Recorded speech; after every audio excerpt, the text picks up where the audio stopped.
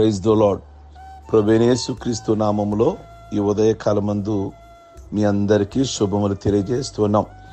మీరు వర్తమానమును వినండి, అందరికీ షేర్ చేయమని మనవి చేస్తున్నాం.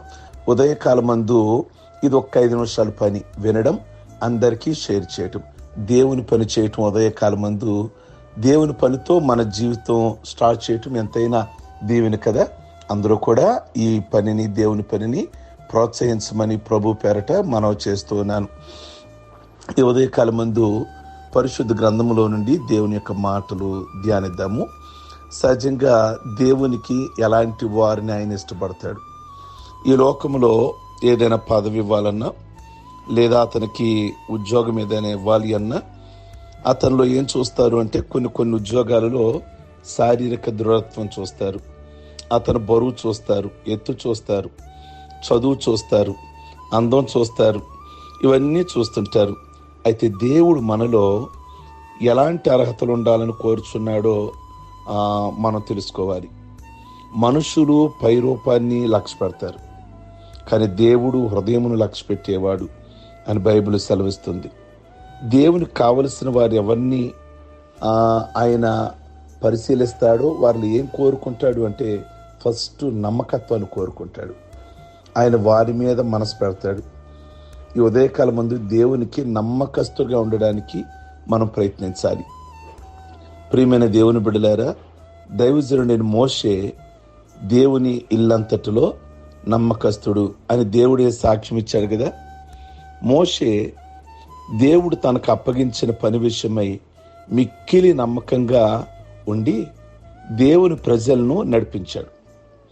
కనుక మోషే నమ్మకమైన వాడు గనకే దేవుడు వాడుకోగలిగాడు.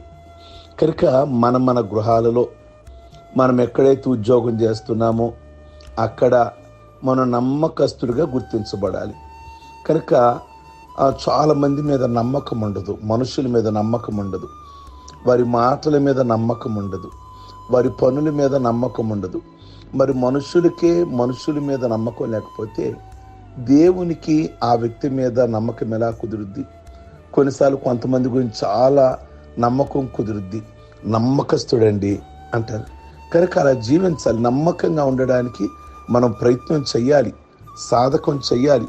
మన మాట ఇచ్చాము అంటే మాట మీద నిలబడే విధంగా, ఆ విధంగా బైబిల్లో వ్రాయబడిన మాట మనం చూస్తే, అబ్రహాము నమ్మకమైన మనస్సు కలిగిన వాడిని నెహెమ్యా 9:8 చూస్తాం. మన పితరుడైన అబ్రహాము నమ్మకమైన వాడు అని వాక్యంలో చూడగలుగుతాం. ఆ దినాలలో పరిస్థితులు ఎలా ఉన్నా అతడు మాత్రము ఇతరుల మధ్య నివసించినప్పటికీ అతడు దేవుని తప్ప మరి ఏ ఇతర దేవతలను కోరుకొని పూజింపలేదు. తాన్ని దేవుడు ఎప్పుడైతే పిలిచాడో ముందుకే తన ప్రయాణం సాగించాడు, కానీ ఏనాడు కూడా వెనుదిరిగి స్వదేశానికి వెళ్ళలేదు. ప్రియ దేవుని బిడలారా, ఆ విషయంలో కూడా నమ్మకస్తుడిగా జీవించాడు అని నెహెమ్యా అబ్రహాము గురించి తెలియచేస్తున్నాడు. అలాగే దానియేలును చూడండి. బబులోను దేశంలో నెబుకద్నెజరు 120 మందిని అధిపతులను నియమించాడు. వారందరి మీద 3 మరలా ప్రత్యేకమైన అధిపతులను నియమించాడు. ఆ 3 మీద ఒక వ్యక్తిని ఎన్నుకున్నాడు. ప్రధానంగా అతడే ముఖ్యుడు, అతడే దానియేలు. దానియేలుని ఎందుకు నియమించారో తెలుసా? దానియేలు ఏ నేరమైనా, ఏ తప్పైనను చేయక నమ్మకంగా తన బాధ్యతలను నిర్వర్తించేవాడు. ఈ దినాల్లో ఆ పోస్టు కనుకుంటే లంచాలు పుచ్చుకునేవారుగా, లేక తప్పు లెక్కలు చూపేవారుగా మనకు కనబడుతుంటారు. అలాంటి వాళ్ళని దేవుడు ఇష్టపడడు, అలాంటి వారిని దేవుడు అసహించుకుంటాడు. ప్రియ దేవుని బిడ్డలారా, ప్రభు ఒక ఉపమానం చెప్పారు, జ్ఞాపకం ఉందా? యజమానుడు ఇచ్చిన తలాంతులతో వ్యాపారం చేసి యజమానికి లాభం సమకూర్చిన తన దాసుని పిలిచి ప్రభు ఏమన్నారు? బలా నమ్మకమైన మంచి దాసుడా, నీవి కొంచెంలో నమ్మకంగా ఉంటేవి నేను అనేకమైన వాటి మీద నియమిస్తాను అని అన్నారు. నీ యజమానుని సంతోషంలో పాలు పొందుము అంటూ యజమానుడు ఆ దాసుని ప్రశంసించారు. దాసుని నమ్మకత్వమే యజమాని మెప్పుకు కారణమైనట్లు మనం అక్కడ గమనించగలుగుతాం. కనుక నమ్మకమైన వానికి మెండుగా దీవెనలు కలుగును అన్నారు. సంఘములోనైనా సమాజంలోనైనా, లేదు మనం ఒక ఇంటికాడు ఉంటుంటే మన చుట్టుప్రక్కల వారికైనా, మన ప్రాంత ప్రజలకైనా నమ్మకస్తుడండి, నమ్మకస్తురాలండి. ఒక సేవకుడు మీ గురించి మాట్లాడాలి, ఒక కుటుంబంలో మాట్లాడాలి. నీ ఉద్యోగం చేస్తున్న ప్రాంతంలో నమ్మకంగా చేస్తారండి, టయానికి వచ్చి టైం ప్రకారంగా చేస్తారండి అన్నట్లుగా మాట్లాడినప్పుడు అది దేవునికి మహిమ. అలాంటి వ్యక్తులని ఆయన ఎంచుకుంటాడు. ప్రియ దేవుని బిడ్డలారా, ఈ రోజు నుంచి ఇప్పటివరకు అపనమ్మకస్తులుగా జీవించాం మేము, మాట మీద నిలబడలేకుండా జీవించాం మేము, మన మాట మీద ఎవ్వరికి నమ్మకం లేకుండా ఉన్నామేమో. ఈ రోజు నుంచైనా నమ్మకస్తులుగా జీవించడానికి మనం ఇష్టపడదాము. ప్రార్థించుకుందాం. పరిశుద్ధుడైన మా ప్రభువా, దయగలిగిన మా తండ్రి, నమ్మకమైన వానికి మెండుగా దేవుళ్ళు కలుగును అన్నారు. నమ్మకస్తుని ఎప్పుడు మీరు విడిచిపెట్టరు నాయన. అయ్యా, మోషే కానీ, దానియేలు కానీ, అబ్రహాము కానీ, వారిని మీరు అంతగా వాడుకోవడానికి గల కారణం వారిలో ఉన్న యథార్థత, అదే నమ్మకత్వం. పరిస్థితులు ఎలా ఉన్నా కానీ మీ విషయంలో మాత్రం వాడు నమ్మకస్తుడిగా జీవించారు.